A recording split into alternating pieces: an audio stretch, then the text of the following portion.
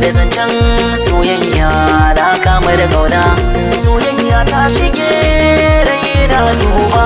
Da zancen soyayya na kama da kauna, soyayya ta shige rai na duba.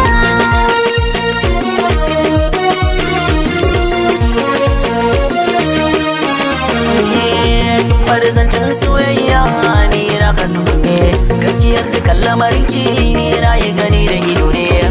Alfahar sabin ki gare ni wani alkairi ne, tilo cikin mata kin samu shaida ta mutane. Ina zaga duniya na leka birane, kamar ki ban gani ba mai kyawun duba. Na kama da kauna. Zana faɗi ba zancen tsoro ba, mai daɗi na kalamai ka isa sannan kai ka cancanta. Baka mukamai